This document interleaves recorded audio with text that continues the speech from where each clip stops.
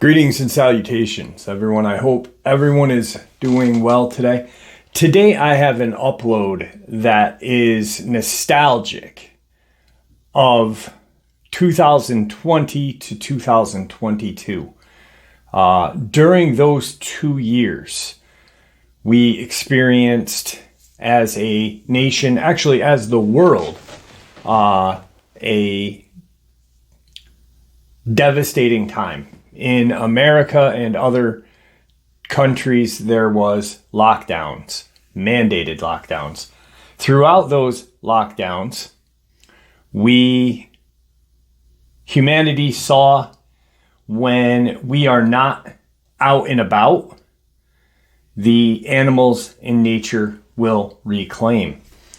I believe in France, there were a certain kind of dolphin seen swimming in areas that they hadn't seen them in hundreds of years. Bear, deer, more prevalent, and attacks were more prevalent. Unknown animal attacks at that. And I compiled folders that thick on these attacks.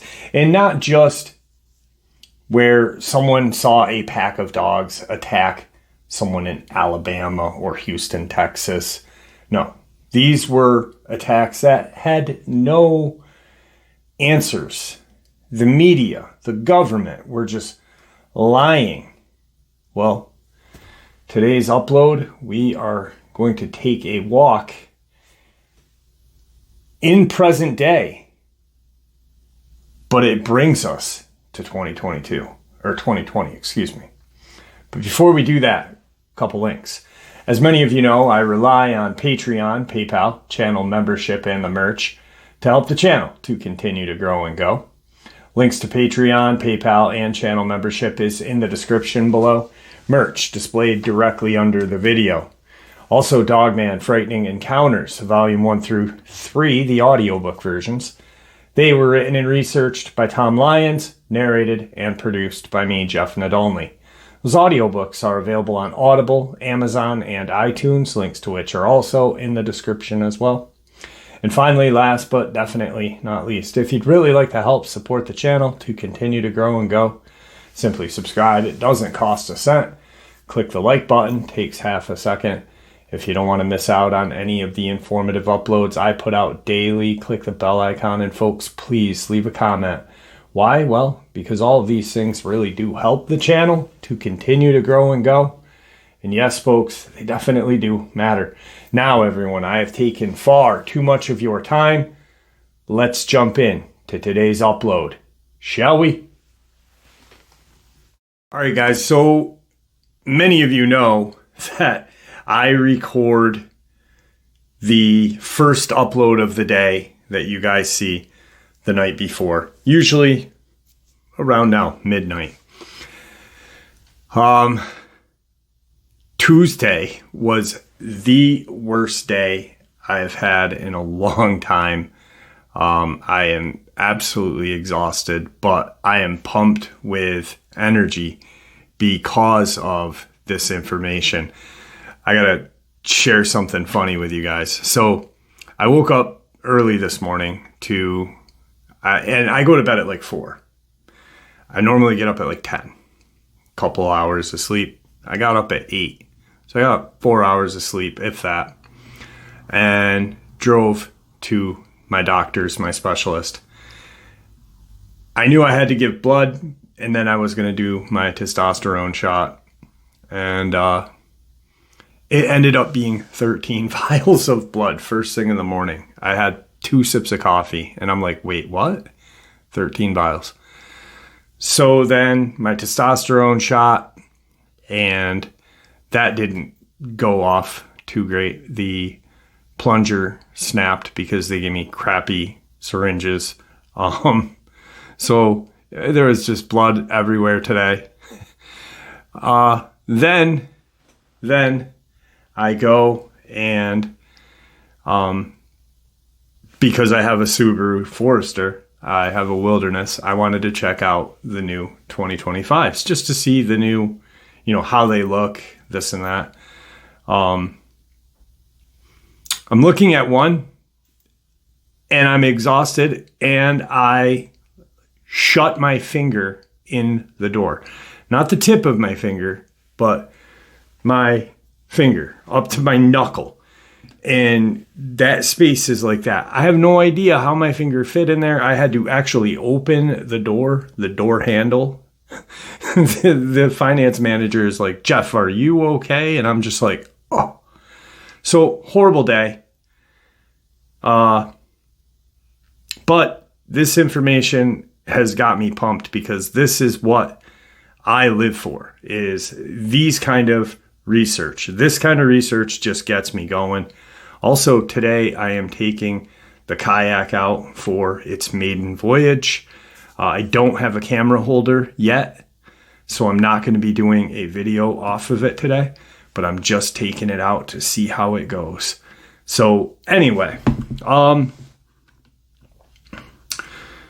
there was a animal attack on the 10th. So I'm recording this on the 11th. So 2 days ago, in Kentucky. Now, I had been aware of this, and 2 subscribers sent me, hey, have you seen this? And I said, I'm aware of it. I'm just keeping an eye on it. I want to see what the news has to say. Just because I didn't want to make a video and then something come up. Yeah, they found, this whatever dog that was responsible for the attack. But as I'm waiting and researching and looking at things, I realize that Letcher County is 23 miles from Knott County. And in 2020, Corey Godsey, a 13-year-old boy, was dragged up a 1,500-foot cliff and savagely torn apart. So on the map, if you look, it is a straight line. It takes 28 minutes via vehicle. A creature, a animal running through the woods, which it's all woods right there, could do it in 10, could do it in less than 10. If the speed we are told these things can travel is correct, a Dogman could get that to that location in 7 to 10 minutes. Unseen. This is the first article. Kentucky State Police. Letcher's woman's death appears to be the result of an animal attack. Jeremiah, Kentucky. Kentucky State Police are investigating after a woman's body was found early Sunday morning. Police say Trina Sandlin, 57 years old, of Jeremiah, left her home to visit a neighbor the evening before, but never came back. Family members found her body over an embankment along Doty Creek. Police say her injuries appear consistent with some type of animal attack. Sandlin's body has been sent to the state medical examiner's office in Frankfort for an autopsy. Same medical examiner's office they used for Corey Godsey. The incident remains under investigation by Detective Brandon Thomas with Kentucky State Police Post 13 in Hazard. So then I look forward or keep looking, and as of today at 4 p.m., Letcher County, Kentucky Kentucky State Police is investigating the death of a woman in Letcher County. Police say Trina Sandlin, 57 of Jeremiah, was found dead over an embankment on Doty Creek. Sandlin was reportedly walking to a neighbor's home before the attack happened. The female left her residence to go to a neighboring residence just up the road, and family members got concerned when she didn't return. So they went out looking for her, and they actually located her over an embankment, said Trooper Matt Gayhart. Gayhart said no foul play is suspected. He said animal attacks are not necessarily common in the area. This is quote, it is very rare that we have these types of events, but they do occur. I know we've had a few in the past several years, so it's something that we want everybody to be aware of, said Gayhart. Sandlin's body was taken to the medical examiner's office for an autopsy. So we've had them in the past couple of years. Well, yeah, you have. You've had quite a few. And one that was absolutely tragic. The Corey Godsey one. Which Knott County, Kentucky is north. Is 20 different routes. So road-wise, 28 minutes, 23.2 miles, 27 minutes, 23.8 miles, 37 minutes, 26.9 via different roads.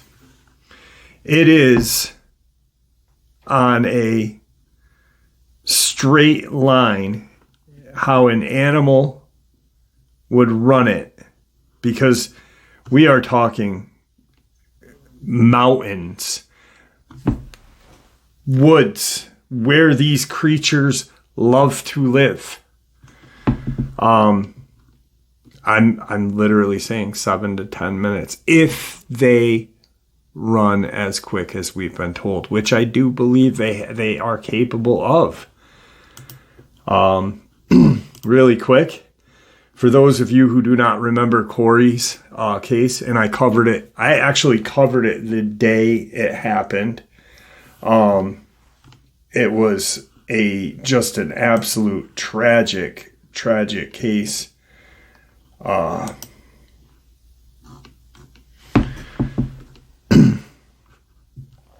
Knott County, Kentucky.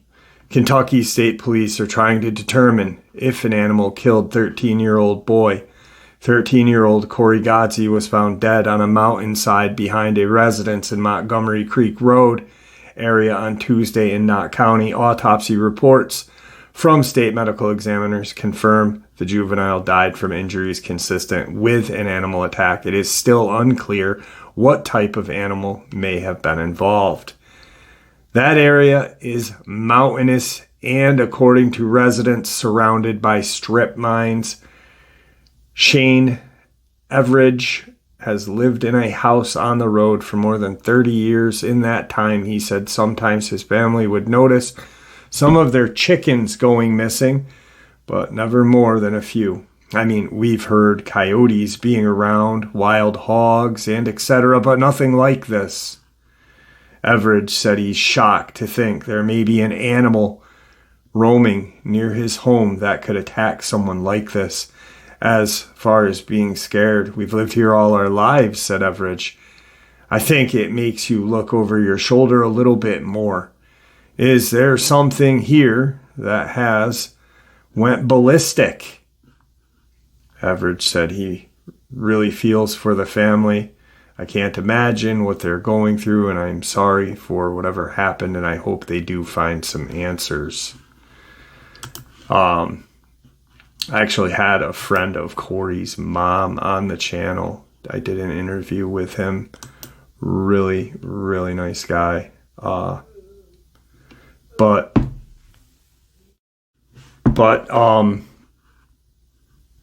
you know, this attack was absolutely, Corey Godsey's attack was just months, almost a year later of it being unknown, they of course come up with a culprit. It was wild dogs. And they then blamed these dogs that lived in the woods near these strip mines, which really doesn't make a whole heck of a lot of sense. They did it with Brenda Hamilton. They said it was dogs, Nancy Shaw, Tony Aarons, and Amber Miller. Months and months later. What else? They need a culprit to make the public feel secure. Strangely enough, the public buys it usually. Amazingly enough, Brenda Hamilton and where she lives in Beaumont didn't buy it. They did not buy that she was attacked by dogs. The public still doesn't buy it. But tell me how a 13-year-old boy, 13, so even at his smallest, he's still an average, decent size. Belle was actually 13 when this happened. And I looked at her size and I was like, would she be able to fight off or, and a couple of dogs? So the teenager was found dead. And I don't have the file with me. I'm just reading old articles.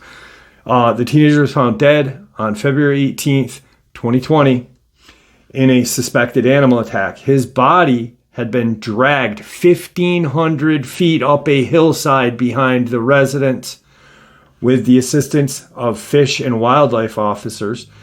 Kentucky State Police detectives utilized their efforts to find and locate Corey's body.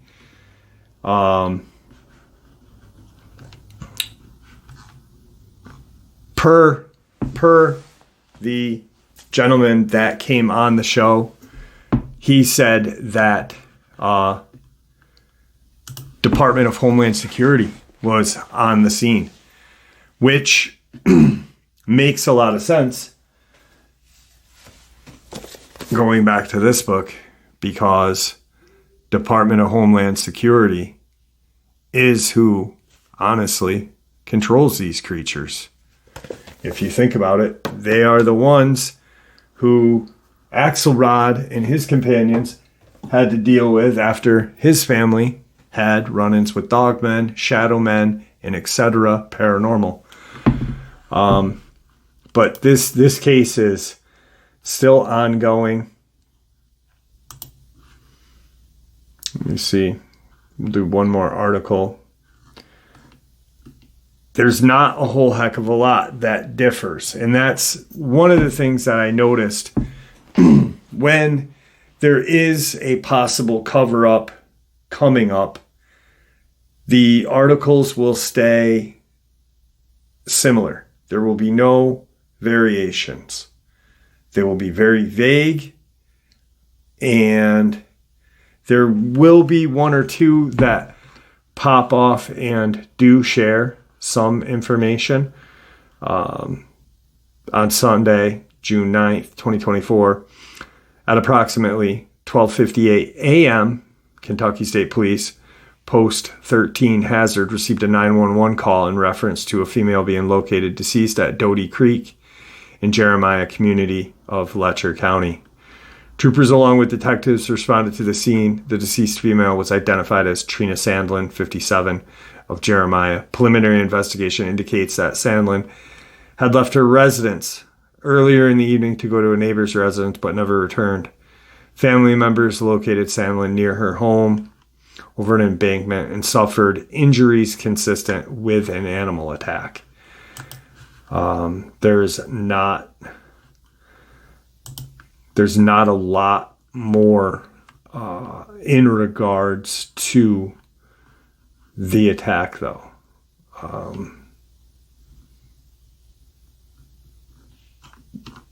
As a description of what had happened, what her body looked like. just injuries consistent with. Here's another one. They all talk about the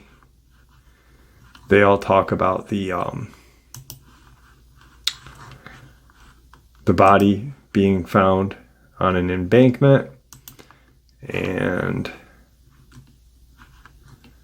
etc. So hang on one second. So I wanted to look at something. The state police website, and it is almost word for word verbatim. The news is getting verbatim right from this brief article, and it's the exact same thing that is said. There is not a heck of a lot more news. So I really feel like this is something that has a possible Dogman connection, or just maybe not even Dogman, maybe cryptid, whatever, something not normal. Doty Creek, if you look up Doty Creek, in Letcher County, Jeremiah, actually, it is a desolate place. There's a lot of woods. There's just forests on both sides, and it just spans out for as far as, you can see. Like I said, guys, there's not a heck of a lot more being shared. So, just look up Doty Creek, Jeremiah, Kentucky. You can see the region. I will take a picture. There will be a picture at the end of this, because after we talk a little bit about this, right now, I will put a map picture of the region where she had been found. So to me, at 28 miles via a car from Knott County, Kentucky, which 4 years ago, was one of the most horrific attacks that I've heard in a long time. It's right up there with the Tony Aarons, Amber Miller case. And, they're dealing with it again. So I'm going to keep my eyes open on this for you guys, and let you guys, I'll give you updates when I get some. I maybe, I'll leave that surprise up to you guys, or for you guys a little later, tomorrow. Anyway, we're going to finish this night off with some case files. And these ones are very interesting. These ones have something to do with Dulce, because we've gone through case file 1 through 27. And initially, when I started sharing these with you, the man that sent me these files sent me just 28 through 30. And there's actually 34 documented case files with reptilians. And not accounts, not like people like you and I experiences. These are well documented, like John Lear, Walter Cronkite dealt with. I mean, these are bizarre and very interesting. So right now, you guys are going to see a map of the region where this lady disappeared and was found dead shortly thereafter. And then we'll jump into some case files.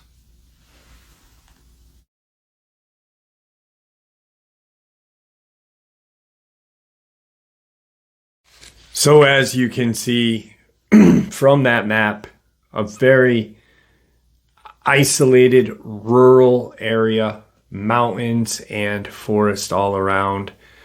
I'm not 100% saying that it's a Dogman or it's a Bigfoot or whatever. I'm just saying I've waited a couple of days. I wanted to weigh the news, look at how everything was presented. But the second I realized how close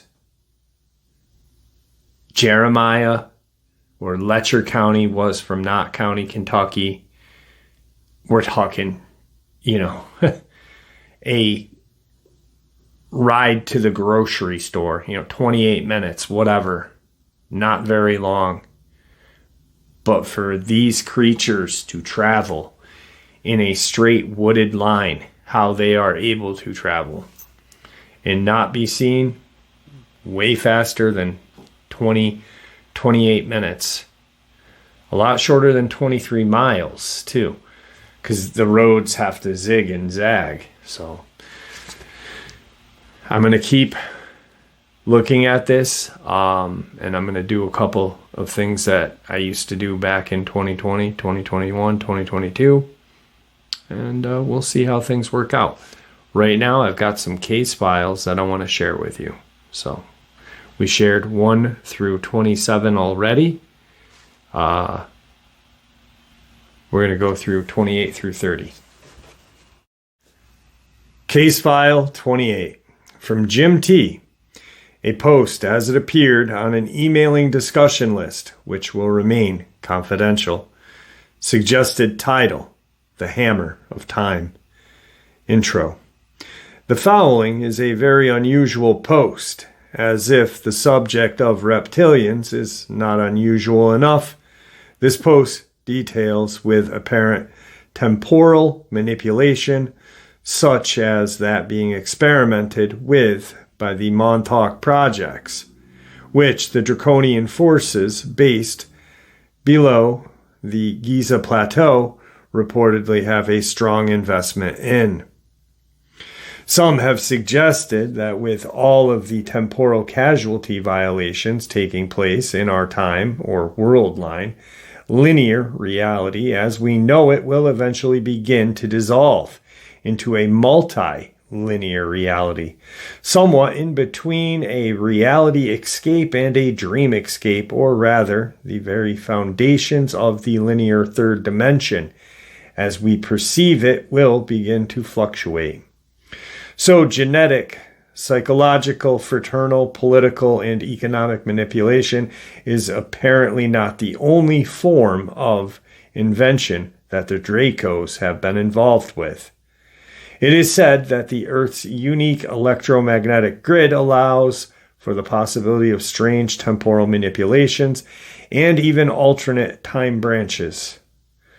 The clincher is that there is only so much energy to go around in that, like a tree, all time branches feed off of the same base or trunk, so the more branches that exist, the less energy there is to go around.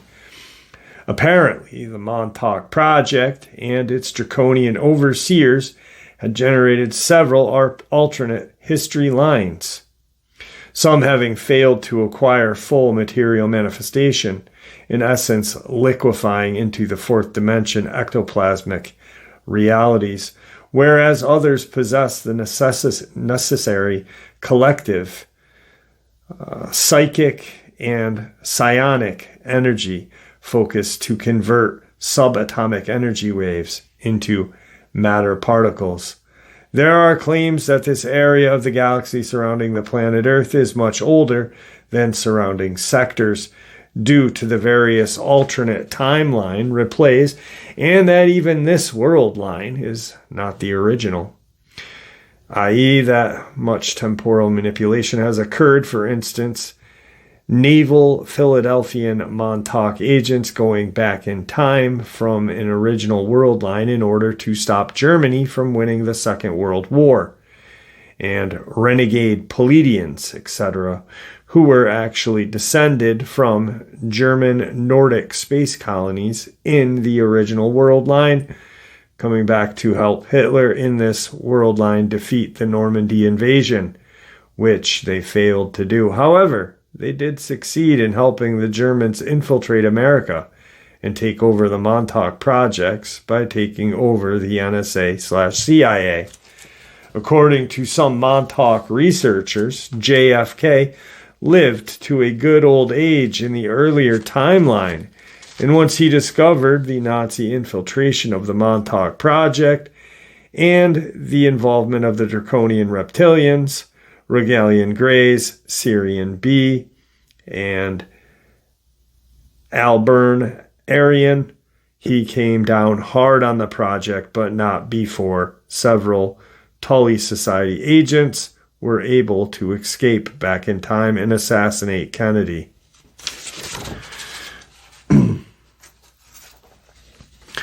There are also claims that other aliens came back from the future of the original world line and wiped out most of Earth's population via biological warfare. Thank God we are not living in that dimension.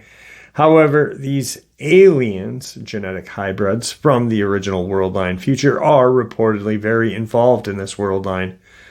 Some have our best interests at stake, whereas others do not. Anyway, in order to keep from going insane with confusion, it may be easier to view time as a tree rather than a line. Sorry about that scratching. It was Buddy. The old channel mascot wanted to come in. Even though other time or world lines may exist, they are still nevertheless part of the same metaversal reality, or tree. Montauk agents admit that in order to change the history of one time branch, they would have to change all branches simultaneously, which is apparently impossible. It is said that the energy grid of the planet Earth, which is unique in the universe, can only energize half a dozen or so third density or third density facet world lines, as it takes energy to maintain a linear material reality. Above and beyond this, reality becomes a bit slippery as the energy-matter ratio drifts more to an energy side. It is said that there is at least one world line that is even more dense/linear than this one in which one does not encounter a municipality of 14 type paranormal manifestations, phenomena which is apparently the resulting factor of reality that has experienced major temporal casualty violation and manipulation. And as a result, many believe that this world line will begin to drift into a more energized multilinear reality in or around blank year. The following is apparently one of the major efforts on the part of the alien/human Montauk agenda to generate a world line through temporal manipulation, one involving a nuclear attack on American soil in the fall of 1997. There were several prophecies of this occurrence. However, most now say that it did not, but there are others besides Jim who claim to have encountered this alternate reality, one in which the Draco interventionalists are apparently implicated to the core. Some may have the feeling that they are existing in one or more dimensions simultaneously. Could this explain such feelings? In essence, right there, what they were kind of discussing is the Mandela effect. But I don't think when this was written, they had a name for it at that time. There also is a very strange movie, Above and Beyond, I believe is that movie's name. And if you ever get a chance to watch that movie, it is a fictional movie. Like The Descent is fictional, but I do believe it is a soft disclosure. Above and Beyond, this movie is just outrageously mind-blowing. It really makes you think. If you get a chance to watch it, check it out. The human soul can only produce so much energy, and like the energy grid of the planet Earth itself, the human soul can only exist in so many dimensions at once before it is spread too thin. However, more subtle levels of our soul can apparently interact with weaker event lines. As I said, there are reportedly only a half a dozen or so actual lines. Then there are more energized probability lines, or quasi-3D realities. The possibility lines, ectoplasmic realities, and ghost lines, dream pools, or used-up possibility actual lines, may become activated on an ectoplasmic level as collected human consciousness energy focus, breath, or life into them. Ghost lines, so like a ghost timeline. I wonder if that's like, okay, so here's something really interesting that I was thinking about. I've read this and shared this with you guys about a month ago, but I wanted to redo all of the case files 1 through 34, like in order. But these ghost lines, so sleep paralysis, is that possibly a step over into that line, that dimension? Is shadow humans a step over into their dimension, or are they coming into our dimension? You know, which makes sense because people have had sleep paralysis. I mean, there are a ton of claims. I'm sure many of us, I've had a weird one when I was 20-something years old. When Abby, my oldest daughter, who is 19, was a baby.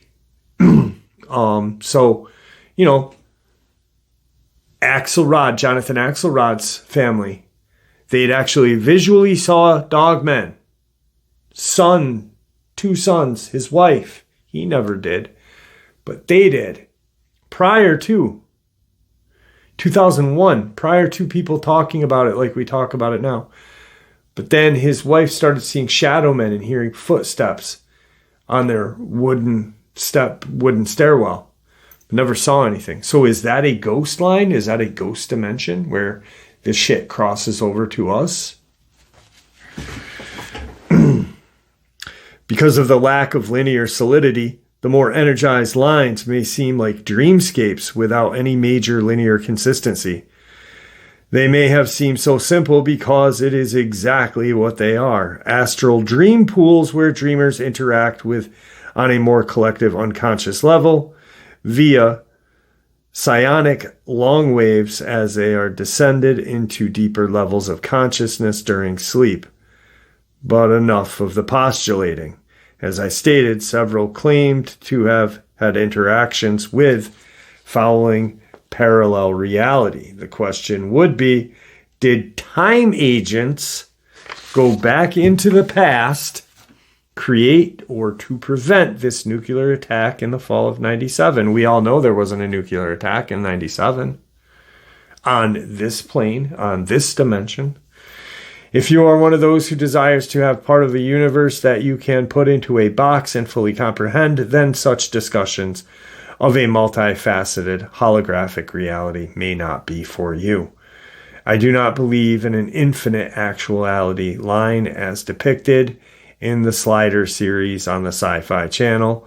However, I do suspect that if there were any multidimensional imperialistic parasites that could be equivalated to the Cro-Mags in that series, it would be the Dracos. Here is the post as it was sent to me. So he's explaining the post. So I've never seen Sliders, the series, but apparently the Dracos, as we know them, the reptilian Dracos, are called Cro-Mags in this TV show. And this is who Jim, it was mentioned a couple minutes ago. I am forwarding 2 posts. This is the first one that Jim and I have written so others who did not have the chance to see this can know what Jim and I are going through. Regards, redacted. Snip. Hi, everyone. I have been waiting to see if anybody else on this list may have experienced something similar. I do not want to put thoughts in others' heads, though. This was not a dream. It was not an obe. It was real. It did happen. And Dracos are real. And they bleed. I can't explain it. I don't know how it happened or why. All I know is it did. It was 3 weeks ago, and I still have mixed feelings about posting it. But here goes. I climbed to the roof of a building I was working on, rebuilding and expanding the capacity of a silo that stores plastic pellets at Redacted Incorporated in Evansville, Indiana. When I got to the top, I felt dizzy and disoriented for a few seconds. I thought I was having another numbness attack that I told Redacted I've been having. I grabbed hold of a pipe to get my balance. When I felt stable again, I looked around and everything had changed. The sky was gray and smoky looking. Buildings all around me were either demolished or still smoldering from the fire. There were cars on the highway, out front wrecked or just abandoned. There were bodies, some still smoldering, lying everywhere. It was sickening. I just stood there looking in amazement. I was trying to figure out if I had missed something or if I was dreaming, but I was there. My truck was gone, and so wasn't Lee. All my tools, welding leads, torches, and other material were gone, and then I realized that the bins I was working on were finished. I opened the lid of one I was working on at the time, and it was half full of material. It was then that I realized that I must be in the future. I began to look for something with a date on it so I could find out where exactly I was, if I was in the future. I then realized that it was colder than it had been a few seconds ago. Then I hear a roar, the sound of trucks and tracks clinking, like the bulldozer. It was an armored column of military vehicles. So now he's on the silo, and he's seeing an armored column of military vehicles coming down the highway towards where I was. I then heard shooting, machine guns, small arm fire. The armored column was surrounding the building where I was. It was then that I realized that the factory where I was working was not damaged. As a matter of fact, it was still operational. I could hear the hammer mill still running. Whatever the soldiers were shooting at this was inside the building I was on, and somebody was shooting back. There are 2 tanks in this column. One of them pulled right up to the front of the building and began firing. The whole building shook. Then a black craft came, triangular. I saw it, but didn't believe it. It made a high-pitched noise, and the tank in front of the building that was firing exploded. But then the soldiers knew what they were doing. One of the wielded armored vehicles took off across an open field, and this craft began to follow it. As I went past the rest of the soldiers, 5 of them jumped up and ran into the ditch with what I expect Stinger missiles, shoulder mounts, and fired simultaneously at the craft. The explosion hurt my ears, but they did knock it down, and it crashed into a field. They all began to cheer, but not long. The other tank then appeared from nowhere and began firing its large gun at it rapidly until there was nothing left of it. I'm very confused watching all of this from the roof. Then I heard more vehicles coming.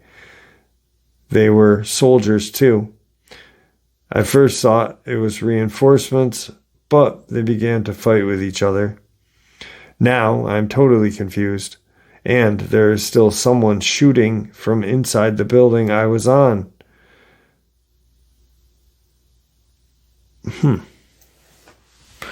I felt that I was in the middle of this and it didn't really know what side I was on. I felt it better to just stay hidden until I could sort things out. I was looking for a safe place when I remembered that they had kept a delivery log for the rail cars coming in for materials in the control room right below me, so I decided to go down and see if I could find a date. I climbed down the ladder on the side of the bin and stepped through the door to the control room. There was no one in there, but I found a log. The last shipment that was recorded was dated Monday, October 6th, 1997. But the calendar on the wall was turned to November 97, so I had no idea what day it was actually, what actually day it was. From where I was, I could see the whole production floor, but I could see no one moving anywhere. I decided I was safer on the roof where I was, so I climbed back up the bin ladder and hid behind a wall where I could see. The roof was covered in a layer of ash. The first thought it was covering light snow.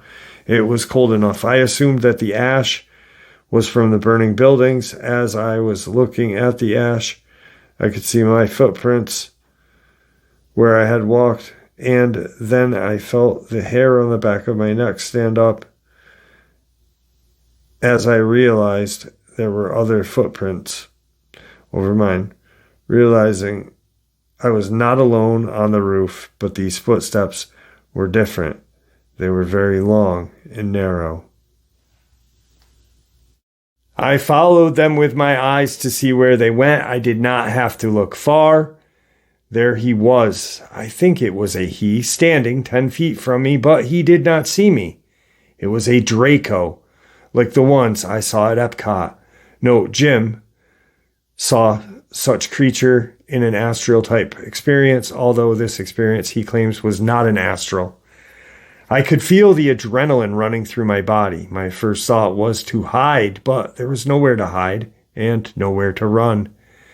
I looked to see if he had a weapon, but I couldn't see any. Then, from deep within me, I felt a rage like I had never felt before. I wanted to kill him, apparently responding to reports that he had heard about the list in the past concerning what Dracos do to people that they have abducted to their underground concentration camps on Earth. Before I could even think, I found myself standing up and walking toward the Draco. He turned and saw me. I didn't think they showed emotion, but when he saw me, I saw fear in this reptilian face. But then I saw his eyes. They were snake-like, and they looked mean. When I looked at his eyes, I felt as if he was looking right through me. Now, I've been in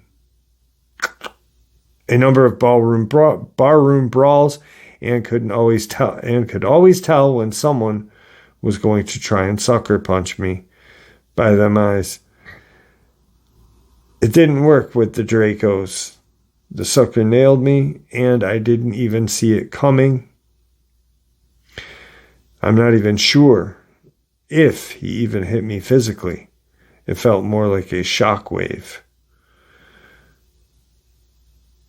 Now I've been knocked down enough in many fights that I know if you don't get back up fast, you're done. So I sprung up and lunged.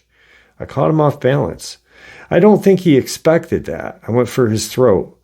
I have found that if you cut off a person's air supply, they come around to your way of thinking pretty quick. But when I grabbed his skinny but hard as a rock throat, I felt as if I was grabbing a pineapple. And as he moved, I could only feel it cut in my hand. I figured I could handle the pain a lot longer than he could go without air. But as I was squeezing with all of my strength on his throat, he put his hands on my chest and it threw me back. I could not hold on. I could tell from this that I was no match for him without a weapon, and I had none, and I knew I had to stay in control, show no fear. I I didn't want to lunge at him again because the last time hurt, but I lunged again, this time doubled my fist and went for his eyes. But I found out the Dracos have sharp eyelids too. I was beginning to doubt that I could hurt him. And then he spoke. What's wrong? What's wrong, warrior? Have you underestimated your enemy? I knew he was right, but I answered, I wasn't sure you were the enemy, but thanks for straightening that fact out for me. Then I felt the rage building inside again, so I lunged again, and this time I hit him as hard as I could in the side of the head. I think it stunned him, but not for long. Again, he threw me back, and this time slid backward against an exhaust fan of the building as I tried to get up. He dove on top of me and said, now you die for your bad judgment. He felt a lot heavier than he looked. I could not throw him off. I thought I was going to die, but then I saw my east wing hammer. It was hanging on the inside of the vent cover. Remember, he was on a silo doing work prior to. So him and his co-worker, Lee, were up there doing this work. He snaps into this alternate universe, sees a Reptilian instead of Lee, and these tanks or these armored vehicles all around him. But he found his east wing hammer. And I swung it as hard as I could at his head. When I hit him, he squealed like a hog. His body went limp, and I rolled him off of me. I then kept hitting him just to be sure. They're reptilians. They do have yellow pupils in their snake eyes, and yes, they do die. When I looked up to see what was going on out in the road, the second branch of soldiers were still fighting the ones I saw. These were two groups of United States soldiers. Wow. I decided it was about time for me to get the hell out of Dodge, so I climbed down the ladder and was going to try and turn around from my truck, and Lee was now there, and everything was the way it felt like before. I asked him if he had seen anything, and he said no. And asked me what. When I looked up to see, this is such small writing, when I looked up to see what was going on out in the road, a second bunch of soldiers were still fighting the first ones I saw. These were two groups of United States soldiers. I decided it was about time to get out of Dodge, so I climbed down the ladder and was going to try and get away and find out what was going on. When I got to the bottom, I felt dizzy again. I turned, and my truck and Lee were there, and everything was as before. I asked him if he had seen anything, and he said no, and asked me what's going on, what happened. I said, how long was I gone for? He told me I had just went up the ladder and then came right back down. Then he asked what happened to my hands. They were bleeding bad from the cuts. I told him that I didn't know. I must have cut them on the ladder. He looked at me with kind of disbelieving in his eyes and asked what the white stuff was that I was covered in. I said, I don't know, but it was ash from the roof. So he said, I don't know, but in quotations, it was ash from the roof. He didn't tell Lee that. When I finished the job 3 days later, I took my East Wing hammer, hung it on the exhaust fan cover, and that's where it will stay. I don't know how it got there when I needed it, but I was taking no chances. If it weren't for safety factors, I would go exchange my hammer for a 44. Might save me some cut in my hands. Now, if someone could someone possibly explain this to me, I would be in their debt. I have mixed feelings about this. At first, I felt as if it was mind control trying to confuse me. But since I had dreams and obes, this made it seem real. And also, cuts on my hands. What the? I believe others on this list were in these dreams. I've been waiting to see if anyone else would post something about this. One question. Was I in danger? Could this Draco have killed me? What would have happened? Would I have disappeared or fallen off the ladder and died? Just one of the many questions. The only thing I know for sure is don't hit a Draco without gloves because it hurts.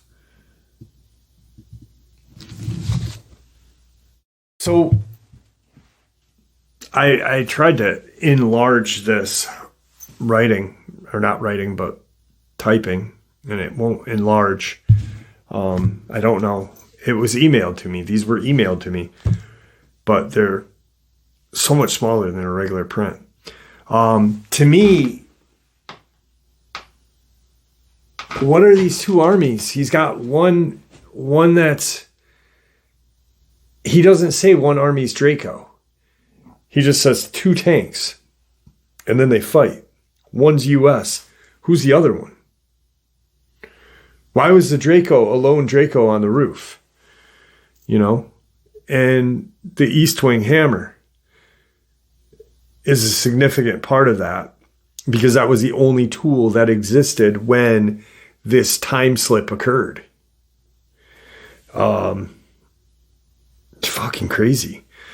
This is the last case file we'll do tonight. Case file 29 from Reverend Billy D. to Alan D. Walton. Date sent Wednesday, 12th of May, 1999. 7 p.m. Subject: more reptoid NWA research and confirmation. Billy, could you resend me your description of the reptilian interrogation that your confidential friend in the intelligence agency was involved in? Peace in Christ, Alan. Billy D's response to the above. Alan, back in 94, 95, a man I met on the internet was in the military, black projects or operations. He was an officer in the military and served a number of years. I was able to have some personal phone call discussions with him, as well as my contacts knew of a person and told me that he was very credible and his claims were acceptable. This officer had worked in Area 51. I think he had worked in other bases as well, but I don't recall the names of them at this time. But in Area 51, he had worked with several types of alien beings, some of which of these aliens were gray, tall, and humanoid-appearing beings, and the others were, well, I don't recall. I would like to add that he knew Bob Lazar, and that he was there when Bob was working at Dreamland. This officer tried to help Bob out with the trouble he was in. But to make a long story short, most of us realized the latter was fired from his position at. But to make a long story short, most of us realized that Lazar was fired from the position of Area 51. Holy shit. Really quick. Something popped in my head. Lazar, once again, the writing or the typing is so small, but I thought it said ladder. Instantly, the second I thought it said ladder, what popped in my head was the silo incident we just heard, case file 28. But then Jacob's ladder, just that's what popped in, Jacob's ladder, for some reason. And we all know that the discussion of Jacob's ladder and such in the government was around the time of Montauk, around that time of MK Ultra and other stuff that was going on. So is aliens responsible for MK Ultra? Do you think? Probably. Anyway, this officer explained to me in detail that he had an opportunity to interrogate a few reptilians. The interrogation was not just words and mere questions, although that it did go on. There was physical force used on aliens to attempt to get answers to their questions. After the interrogation was completed, the officer quickly shot the aliens in the head, thus killing them almost immediately. He stated that was very violent and asked if it was necessary to execute an alien in the first place. The officer laughed while explaining to me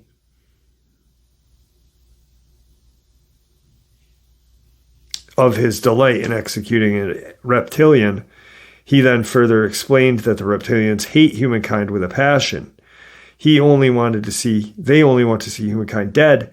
The hatred of these creatures have toward humans is incredible, and they will do anything to destroy humanity. The reptilian did state under questioning that the Greys are their slaves. The Greys are the ones that carry out the abductions, implants, and other tasks the reptilian masters order them to do. I was told reptilians rarely come out and are rarely seen. They make their Grey slaves do all of the work and visitations, but once in a while the reptilian will come and do some work. The reptilians are human-shaped in form, but beyond that they have leathery type skin which appears like a snake. Getting back to the interrogation, the execution of the reptilian by this officer, I forgot to mention that there are other military personnel present in this interrogation. The reptilians are dangerous, held in captivity. They will take every possible advantage to kill a human. This is the reason that being was not kept confined. It kind of seemed sadistic when this officer explained to me of the executing of the alien with a chuckle. I could not understand why it was funny. But as I said, Reptilian is considered extremely hateful and murderous to humankind, and will stop at nothing from killing us. I guess that is a reason the officer laughed at his description of how he executed an alien. He was glad to have killed him and thus put away another reptilian that would have given a chance to kill another human. From what this officer told me, I am convinced without a shadow of a doubt the reptilian beings may be the most dangerous and homicidal alien being that are here on this world at this present time. God bless Billy D.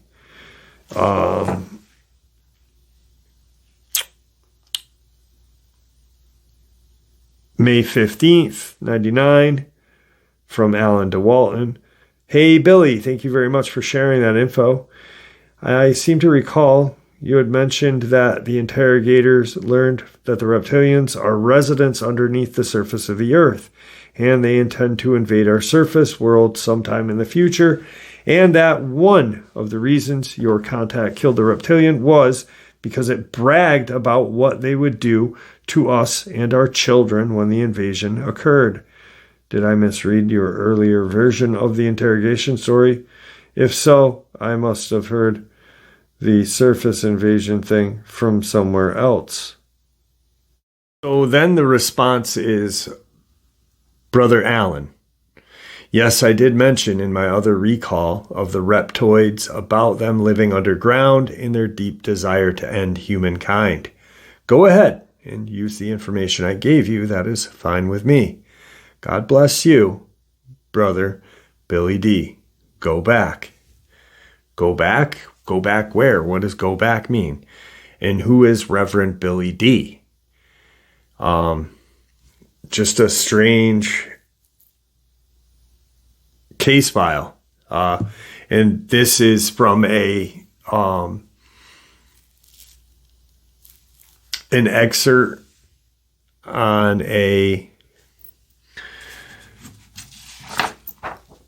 just from an email from Reverend Billy D. to Alan DeWalton. So, anyway. Like I said at the beginning of the upload, I gave 13 vials of blood today. Didn't sleep very great last night. I'm just drained, so I'm going to kind of end the upload. A lot of good information. I'm going to keep an eye out on that Kentucky thing. I got a couple of things that I want to do a couple follow-ups on that. But yeah, I hope you guys enjoyed today's upload as much as I enjoyed sharing it with you. I want to thank you all for supporting the channel. It is your support, after all, that keeps the channel growing and going.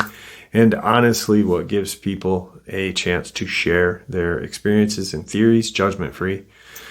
Everyone, please stay safe, happy, healthy, and ever vigilant, keeping an eye on our children, our pets, our family, and friends. These creatures are real, they are out there, and they are dangerous. Share this information with the people you love and care about, and it may just help save their lives someday. Until next time, never stop asking questions, never stop searching for the answers, and God bless.